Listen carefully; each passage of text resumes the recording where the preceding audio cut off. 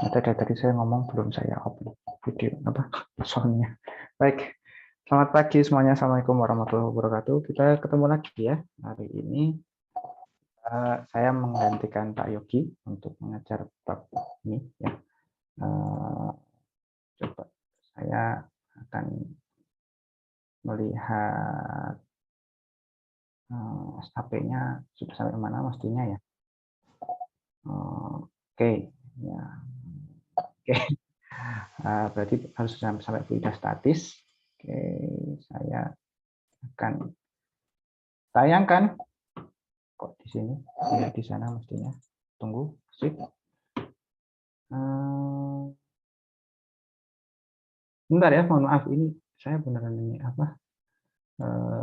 Harus banyak ini. Karena tadi sebelumnya ada kelas, jadi saya harus mengambil rekamannya. Oke, mohon maaf.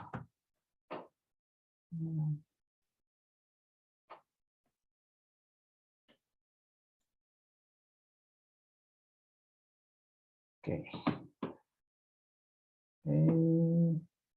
Lihat.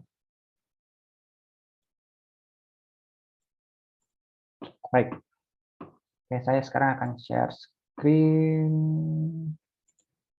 Ya. Baik, semua sudah bisa melihat share screen dari saya?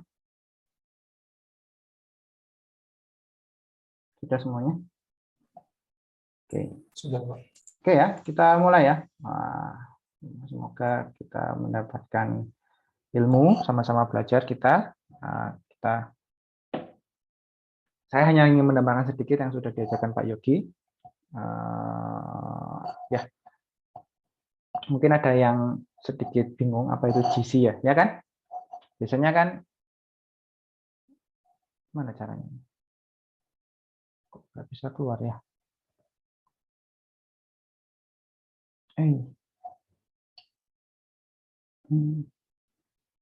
Sebentar. Nah, ini layarnya bermasalah. Tunggu ya.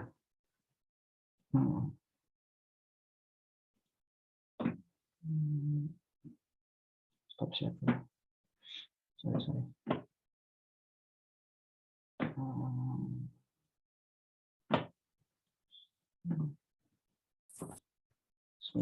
Sebentar. Ini tiba-tiba tidak bisa ditunjukkan si slideshow setting. Oke.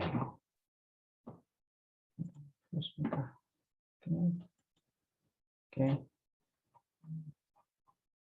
Oke, saya sudah sampai mana? Oke.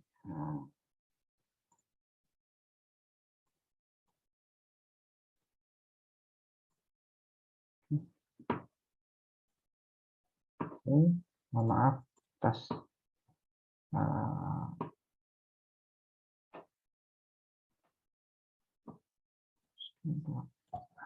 sekiranya mananya. Oke, semua bisa melihat ya? Sudah bisa melihat? Bisa, Pak. Bisa, Pak. Ya, mungkin Anda semua agak rancu ya, sebetulnya konsep dari GC ini apa ya. Kalau Anda dulu di TPB atau SMA, itu Anda biasanya weight sama dengan M kali G gitu ya, standar ya. Atau apa ini kan berat ya. Kalau F sama dengan M kali A. Nah, ini kalau Anda pahami ya, itu sebetulnya ada konversi di sini ya. Konversi antara satuan massa menjadi satuan gaya ya. Nah, di sini. Ini sebenarnya nggak advance amat, tetapi Anda harus pahami bahwa kalau Anda menggunakan British ya, teknik kimia kok ada Britishnya? Ya, ada Britishnya ya. Karena beberapa bagian di muka bumi ini masih menggunakan British dan tentunya industri besar itu pusatnya di Amerika. Ya, mereka masih menggunakan British pada beberapa alat ukurnya. Jadi kita harus adaptasi dengan hal ini. Ya. Nah, sekarang kembali lagi kalau Anda melihat bahwa besarnya gaya itu selalu sebanding dengan besarnya si masanya dan besarnya percepatannya. Ya, sebanding ya. Jangan langsung disamakan. Sebetulnya seperti itu pendekatannya. Lalu kalau Anda turunkan ya, disimpan turunkan ya, dijelaskan ya. Ada sebuah K di sini sebetulnya. Jadi kalau Anda menggunakan satuan British ya, K-nya itu nilainya tidak sama dengan 1, tapi 1 pound force per 1 pound mass dikalikan 32,2 feet per second kuadrat. Sehingga didapatkan sekian. Lalu GC itu ya, GC itu bukan G yang seperti kita ketahui semuanya ya. GC itu ada di faktor konversi yang mengubah menginterkonversikan antara massa dan gaya ya di sini. Nah, itu kalau satuan British itu seperti ini ya. Nah, ini Anda bisa melihat di sini bahwa kalau SI GC-nya 1, makanya Anda nggak pernah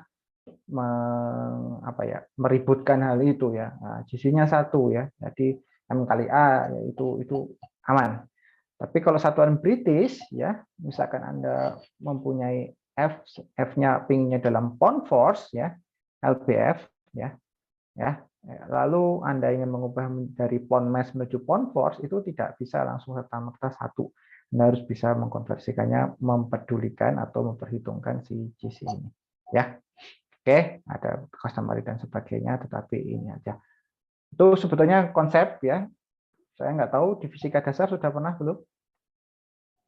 Kalau belum pernah ya ini berarti pengetahuan baru untuk Anda ya. Adanya di engineering system ya. Kalau di scientific system itu 1 jadinya ya aman. Interkonversinya santai ya. Kalau di engineering, kenapa engineering? Karena sebagian besar peralatan pabrik kimia, peralatan pabrik petrokimia, petroleum atau apapun itu masih menggunakan satuan dari Amerika ya. Dari British, mohon maaf, alat-alatnya dari Amerika, dari British, jadi menggunakan alat ini. Secara konsep tidak ada yang berubah. Oke. Nah ini saya melanjutkan saja.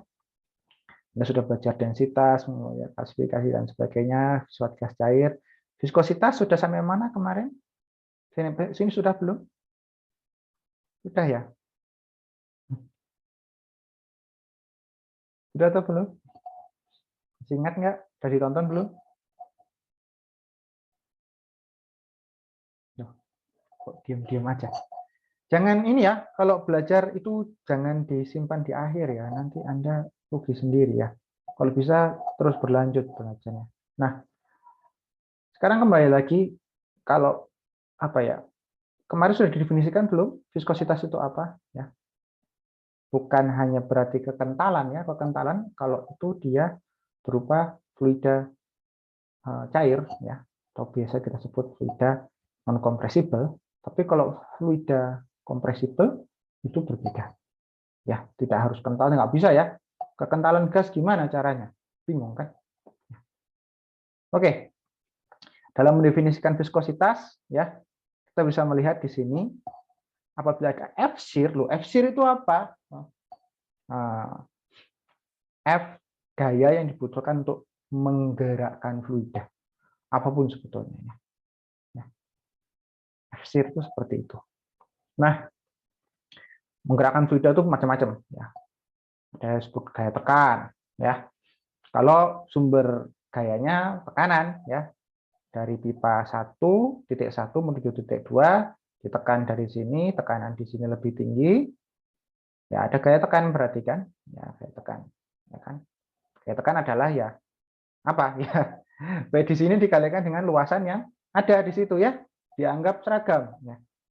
Lalu ada gaya apa lagi? Gaya gravitasi. Anda punya pipa seperti ini ya kan? Pipa dari atas ke bawah. Sorry, pesan saya jelek. Nah, ya, Anda punya pipa dari atas ke bawah. Saya buat gambar bagusnya. Ya, seperti ini. Ya, gaya gravitasinya ada kan ya? Gaya gravitasinya ya berapa banyak dia ada di sini masanya tersebut dalam sistem boundary atau sistem titik tilik yang kita pelajari ya.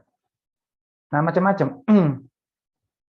Kalau gaya tekan ini cuman fluidanya statis ya F-SIR nggak ada. Gaya yang berhasil menggerakkan tuh nggak ada. Ya. Meskipun tidak sama ya, tapi kita bisa mengambil analogi dari apa ya enaknya ya. Gaya yang dibutuhkan untuk menggerakkan mobil ya. Nah, nanti di sini ya. Kalau mobilnya masih diam, ya itu masih terpengaruh oleh apa? Berarti gaya yang Anda berikan masih kalah sama gaya gesek ya. Ya kan ya? Gaya gesek sama dengan gaya normalnya dikalikan dengan koefisien geseknya. Nah, kalau sudah bergerak, nah itu ada gaya geraknya. Nah, sama. F-SIR seperti itu. Analoginya serupa ya, tapi tidak sama dengan gaya gesek. Oke, nanti ada gaya friksi. Ya, seperti itu. F-SIR sama dengan tau kali A. Kira-kira dimensinya tau ini apa?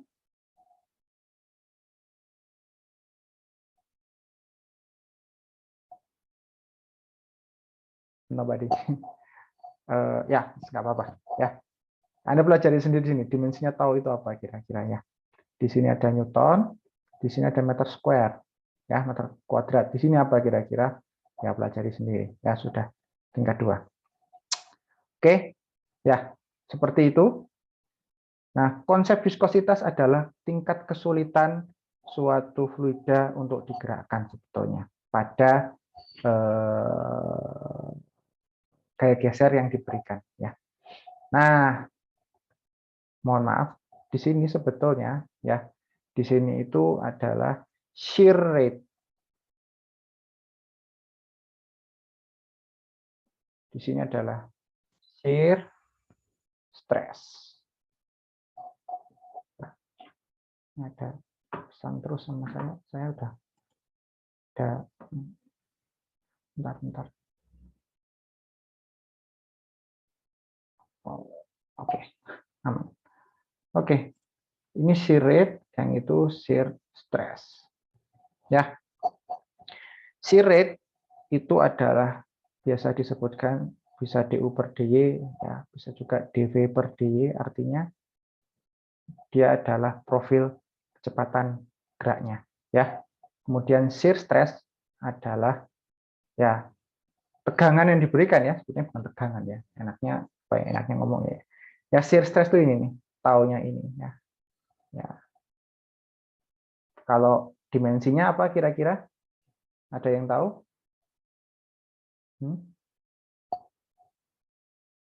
Dimensinya apa? Newton per meter kubik, Pak. Apa? Newton? Hah? Apa? Meter kubik apa? Gimana tadi? Newton per meter kubik, Pak. Kok kubik toh? Di sini kan meter kuadrat. Kuadrat, Pak. Ya, Newton per meter kuadrat. Ya, kalau shear stress ini yang berpengaruh pada saat fluida mengalir itu adalah tekanan, ya kita bisa mengatakan mirip sekali dengan tekanan yang diberikan pada fluida tersebut. Nah, nanti kita bahas ini lama di bab belakang sebetulnya sama saya nanti ya fluida non Newtonian ya. Nah, seperti itu. Ini tau, ini dV per dy.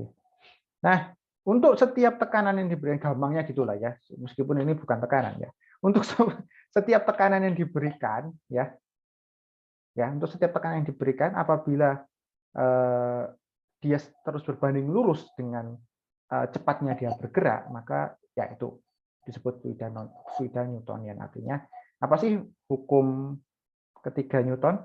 Ada yang masih ingat? Fisika dasar.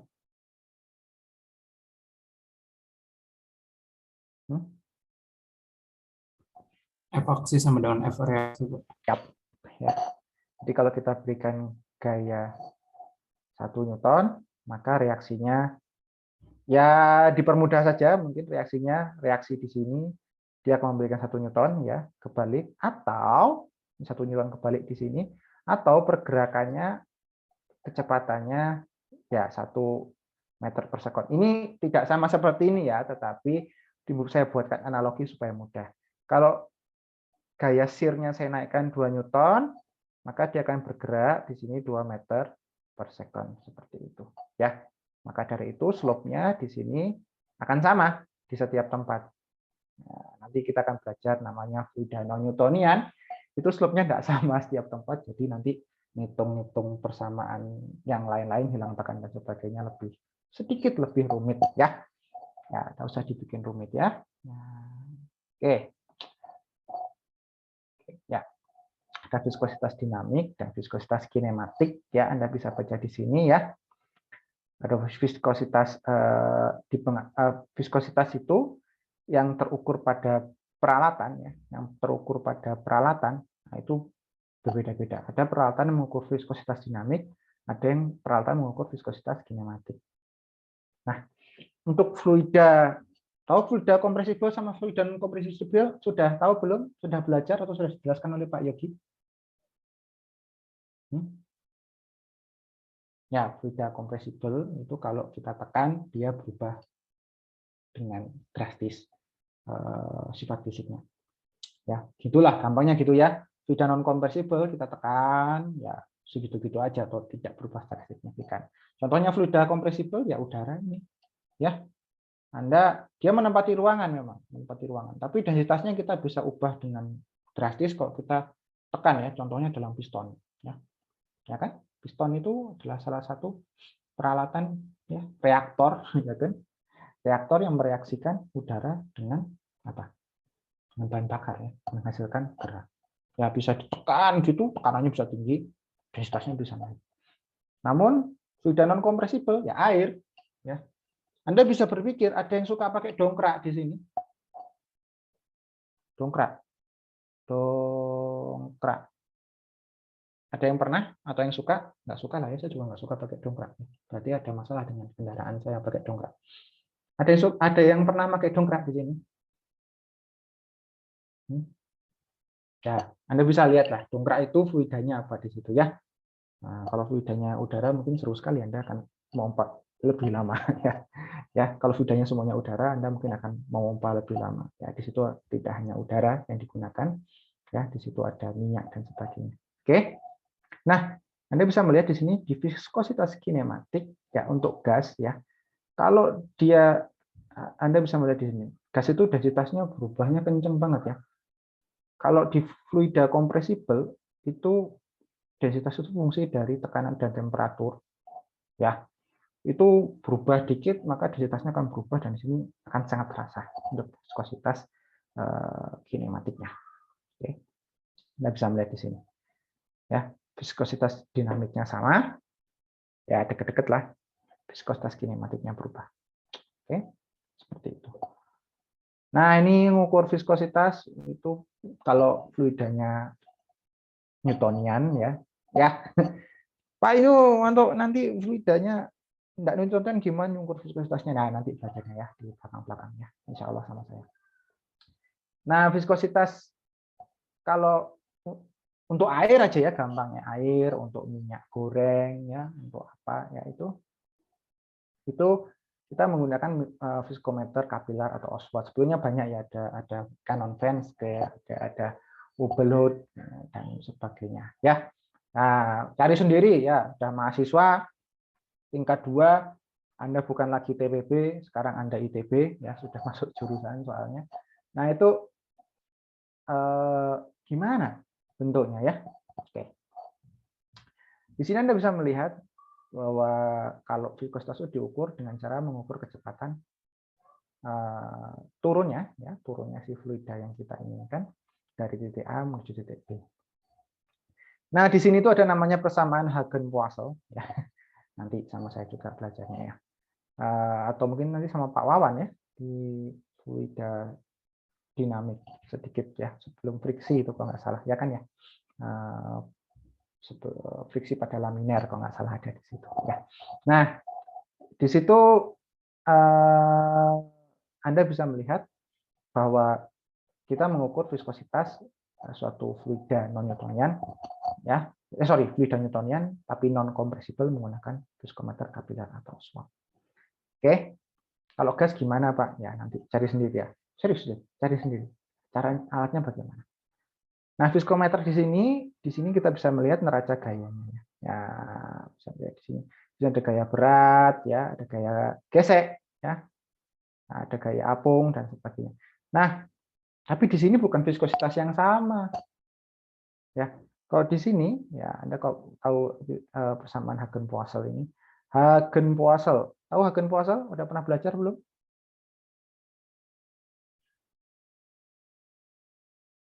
Kayak gini ya, semoga ya, saya nggak ngerti, saya bukan orang Prancis. Hagen-Poiseuille. Pernah belajar, dengar sebelum hari ini? Belum, Pak. Belum, Pak. Kalau Hagen-Dazs pernah dengar belum? Sering, Pak. Sudah, Pak. Nah ya, kalau Hagen-Dazs ya, kalau Hagen-Poiseuille. Nah, cari ya, Hagen-Poiseuille itu apa ya? Tugas sebagai mahasiswa, oke? Nah, nggak akan ditanyakan nanti, nggak akan dikuiskan, tiba-tiba ujuk keluar aja pas ujian.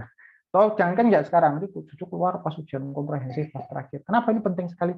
Konsep yang bisa mentranslasikan kecepatan gerak suatu fluida menjadi pengukuran viskositas. Ya. Nanti viskositas gunanya apa, ngukur apa, nanti kita belajar ya. Oke, nah ini ada viskometer bola jatuh namanya. Caranya gimana? Bolanya dijatuhin dari atas, gitu. Nah, sayang sekali Anda sudah pernah praktikum fisika dasar secara luring? Belum pernah ya? Kalau daring apa? Pernah melihat viskometer bola jatuh belum? Belum, Pak. Belum, Pak. Belum, Pak. Yuk, ya. Jadi gini, kalau Anda jatuhkan bola, ya, kalau masih di permukaan itu masih di sini masih ada percepatannya ya kan ya? F sama dengan M kali G. Ya, kok jadi kayak gini? Ya, F sama dengan di atas itu masih M kali G. Di sini masih M kali G di permukaan sini.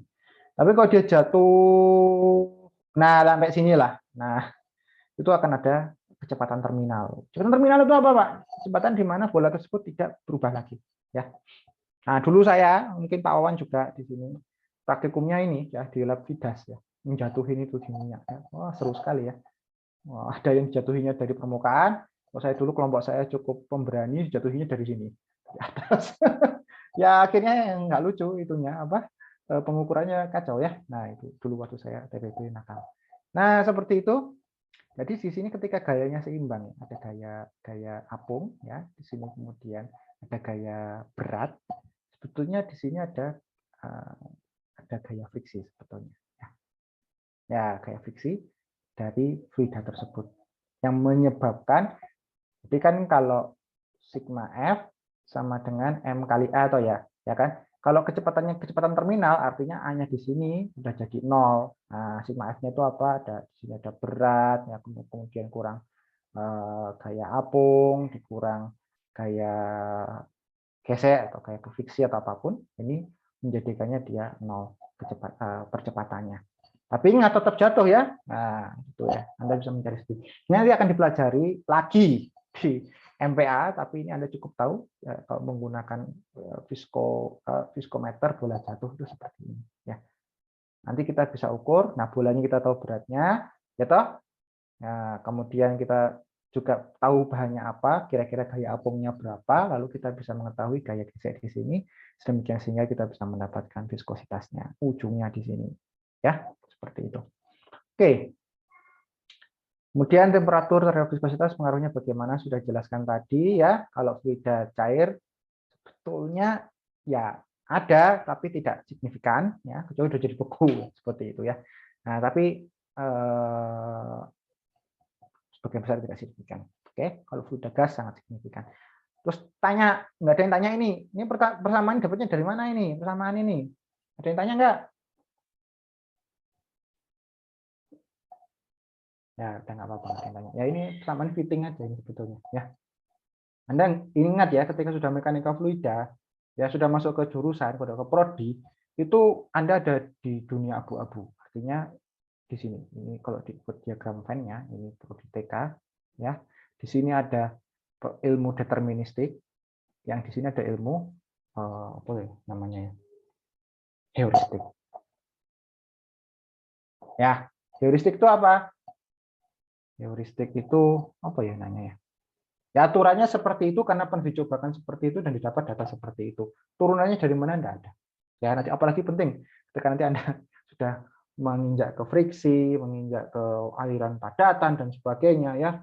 Itu banyaknya di heuristik. Kenapa? Ya karena percobaannya waktu itu seperti itu didapati friksinya sekian gitu ya. Turunannya dari mana? Nah, itu belum ya, belum. Dan tidak dulu, bahkan tidak ada waktu Anda akan menurunkan seperti ini. Anda harus bisa switch otak Anda dari yang tadinya deterministik, ya pokoknya kan harus sigma F sama dengan M kali A, Pak. Nanti hanya saya turunkan dari sini. Nggak bisa kayak gitu lagi, nggak bisa kayak gitu lagi ya.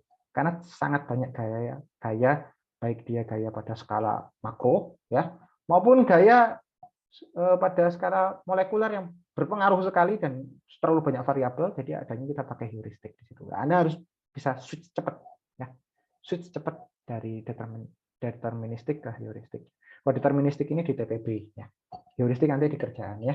Nah, kalau di prodi TK masih di tengah-tengah, dilatih Anda menjadi engineer, Anda ada di wilayah abu-abu, harus ngerti kapan berubah pola pikirnya. Oke.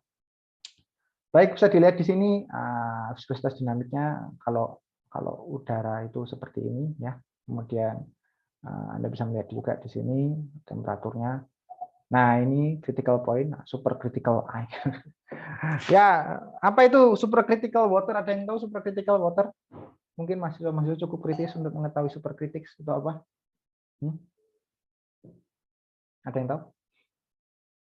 Ya, super kritis adalah keadaan di mana dia tidak bisa lagi dibedakan fasanya. Ya, dia memiliki beberapa properties atau sifat fisik yang serupa dengan gas, namun setengahnya atau beberapa bagiannya serupa dengan cairan. Jadi sudah tidak bisa dibedakan lagi. Ya, oke. Nah, temperaturnya tinggi sekali untuk supercritical water. Ya. Nah, ini nomogram. Apa itu nomogram? Nomogram itu adalah diagram yang mana Anda bisa seperti peta diagramnya itu ya. Jadi Anda tahu di sini kalau Anda mendapatkan viskositasnya berapa ya, nah, lalu Anda bisa dapatkan Anda mengetahui densitasnya berapa pada temperatur ini dan temperatur ini, nah Anda bisa dapatkan seperti itu. Kira-kira ada di mana dia campuran. Sebenarnya kalau nggak salah campurannya. Oke. Jadi seperti peta, bekerja seperti peta. Tapi sekarang sudah nggak banyak dipakai, Anda sudah masuk ke zaman modern. Tapi Anda bisa melihat di sini nomogram tersebut ya. Di sini ada temperatur gitu. Nah, di sini ada viskositas. Biasanya seperti itu. Nah, di sini Anda tahu kira-kira ada berapa di sini. Jadi sebetulnya seringnya kita tidak hanya temperaturnya 180 derajat Celcius, Pak. Nah, terus Anda jadi gimana? Apa langsung ke sini ya? Enggak. Ya, di sini ada suatu ini kurang jelas mungkin ya. Nah, di sini ada kalau nggak salah ada komposisi di sini atau hal lain yang mungkin mohon koreksinya Pak Wawan. Nah, cuman yang jelas di sini biasanya kita tahu temperatur sekian, viskositas kita ukur, nah kita mendapatkan suatu nilai di sini. Komposisi dari zat A dan zat B-nya berapa. Seperti itu. Jadi bukan untuk nyari viskositas, karena viskositas nggak bisa dicari ya. Viskositas itu ini ya. Ini tuh bisa diperkirakan, tetapi lebih baik diukur secara langsung. Oke, nah tegangan permukaan ya, tegangan permukaan. Apa itu tegangan permukaan? Ada yang masih ingat? TWB?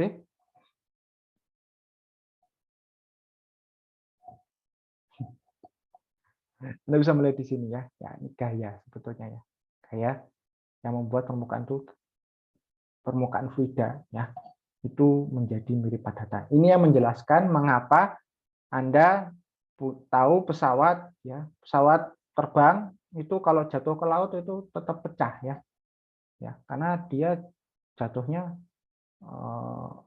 karena terkena efek tegangan permukaan. Ya. Oke. Nah, pengukurannya bagaimana? Nah, ini biasanya ada liquid filmnya di sini. Tahu liquid film ya? Film. Ada yang pernah main balon-balonan nggak? Kalau mungkin zaman saya kecil atau Pak Wawan kecil dulu suka main apa ya? Ada yang tahu permen Yosan nggak di sini? Nggak tahu ya. Ada yang tahu permen Yosan atau permen apapun yang ada balonnya itu loh? Tahu Pak. Yang ditiup. Ya, yang ditiup ya. Yosan tuh ngumpulin huruf N-nya nggak pernah ada. Ya. Oke, kembali lagi. Nah, kalau Anda melihat balon tersebut ya, itu kan beda-beda ya. Beda-beda ya. Artinya balon tersebut itu kadang bisa besar sekali ya, kadang bisa kecil. Nah, itu disitulah Kalau tegangan permukaan balonnya kuat ya, ya elemen mohon maaf bahan kimia balonnya bagus, yaitu udah tiup gitu dia ya gede ya. Atau mungkin Anda main balon sabun ya kan? Balon sabun itu kalau Anda lari-lari itu, lari kan lucu ya, anak kecil sekarang tuh balon sabun. Itu nggak pecah-pecah kalau tegangan permukaannya kuat. Nah, seperti itu konsep pengukuran tegangan permukaan. Ya. Kalau tegangan permukaannya lemah, ya ditariknya apa? Di apa? F-nya kecil ya, untuk memecahkan si liquid film tersebut, F-nya kecil aja udah pecah dia ya. Ya, seperti itu. Itu hanya konsep pengukuran di teknik kimia jarang dipakai ya, tapi hanya informasi saja. Oke, nah tegangan permukaan pada beberapa fluida ya. Nah, ini Anda bisa melihat kalau Anda jatuh di air ya, itu Anda pernah ya, mungkin sebelum pandemi naik itu kolam renang ya, lompat gitu, lompat bukan lompat indah ya, lompat ingin mengganggu pengguna kolam renang lainnya, itu lompat membuat splash gitu ya. Sakit ya, kalau 3 meter lompatnya atau 2 meter sakit itu ya. Tapi bayangkan kalau Anda lompat di kolam berisi raksa. Wah, ini lebih sakit lagi ya nanti. Atau kalau nggak mau sakit, kurang sakit, kolam berisi etanol. Nah, seperti itu ya. Ya itu Anda juga bisa melihat. Kalau tangan Anda masuk ke etanol, tahu etanol ya? Nah, kalau orang Indonesia ngertinya apa itu ya. Itu relatif nggak ada perlawanan kan ya? Ya nggak? Anda masukin tangan Anda itu kayak nggak ada perlawanan kan ya? Dibanding Anda masukkan ke dalam celupan air. Atau Anda masukkan dalam, ya jangan ditiru ya, raksa ya. Jangan pernah sakit. Oke, seperti itu. Oke, nah ini tekanan uap. Nah, Anda bisa melihat di sini ya. Pada kondisi jenuhnya, pada suatu P dan T tertentu, tekanan dan temperatur tertentu, fluida itu terus mengalami perubahan fase. Terus, ya. Ada dari atas ke bawah, bawah ke atas ya. Dari cair ke gas, gas ke cair. Nah, ini yang menjelaskan apa? Kira-kira titik didih air berapa di sini pada tekanan atmosfer? 100 derajat Celcius ya. Tapi kok Anda bisa menjemur baju Anda kok kering? Apakah baju Anda direbus oleh matahari? Oleh Tuhan di luar rumah diizinkan, oh ini ya Tuhan saya mau merebus apapun ini, tolong buat apa, tolong uapkan airnya. Apakah matahari membuat apa ya, membuat temperatur di bajunya 100? Enggak kan ya? Enggak, karena dia di situ Anda hanya menguapkan air, tidak perlu mendidihkan air. Nah, di sini Anda mestinya akan belajar di termodinamika. Ya, apa itu tekanan uap ya? Nah, tekanan uap suatu zat murni adalah tekanan yang dihasilkan oleh uap zat tersebut saat berada dalam keseimbangan dengan fasa cairnya. Ya, ini yang kalau Anda pasti pernah naik angkot kan ya seumur hidup ya, masa nggak pernah naik angkot ya? Kalau naik angkot itu taruhlah punya mobil sendiri. Kalau supir angkot itu kan pernah itu kok dia punya aqua ya, sorry menyebut merek, air mineral itu ya.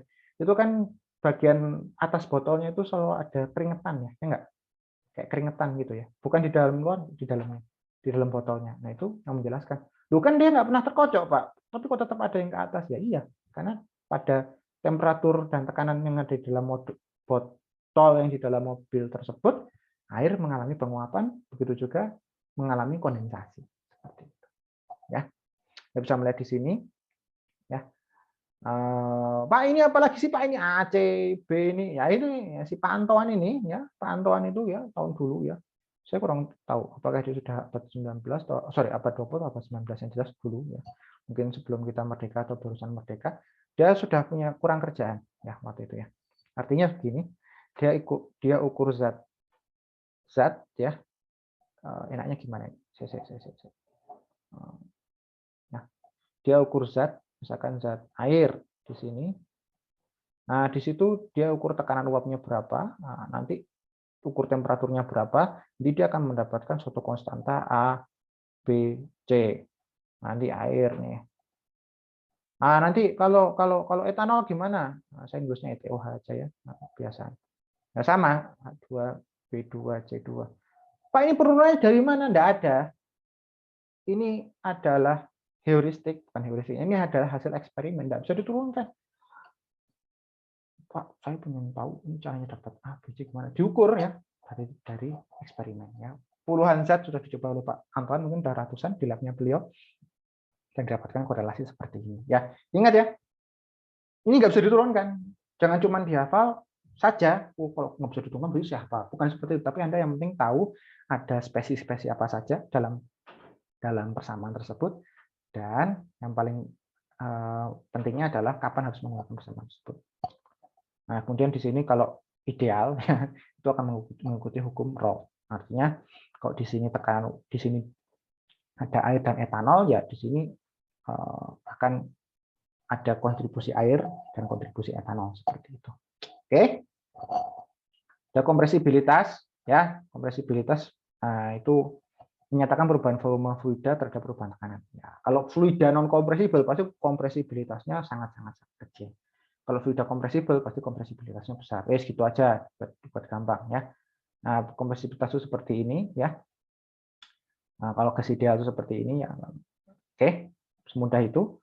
Nah, sebetulnya ya yang paling penting itu Anda mengetahui apa yang disebut dengan faktor kompresibilitas ya. Faktor kompresibilitas nanti akan sering dipakai ini di dalam teknik kimia. Nanti gimana Pak? Nah, jadi kalau gas ideal itu seperti yang sudah Anda pelajari di SMA, di TPB ya, itu simple ya. PV sama dengan nRT. Semudah itu ya. Kalau kita punya volume tetap, misalkan kita naikkan molaritas mol zat kita, maka tekanannya akan naik ya. Atau kalau kita naikkan temperatur kita, tekanannya akan naik secara sebanding ya. Seperti itu ya. Di sini kalau saya naikkan temperatur, ya tekanannya naik secara sebanding. Ya, seperti itu. Kalau volumenya tetap ya. Nah, oke, seperti itu. Tapi kalau gas non ideal, apa sih gas non ideal itu ya? Gas yang tidak memiliki idealisme, bukan.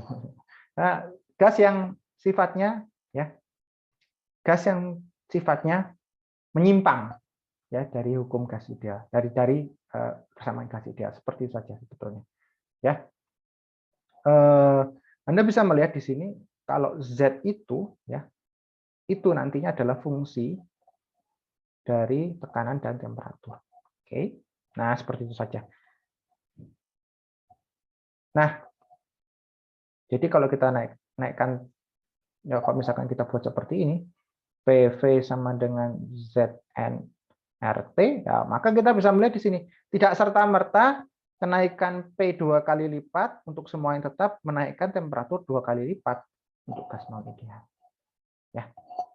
Oke, tidak serta-merta seperti itu karena Z-nya kan berpengaruh, nanti Z-nya ini fungsi temperatur dan tekanan.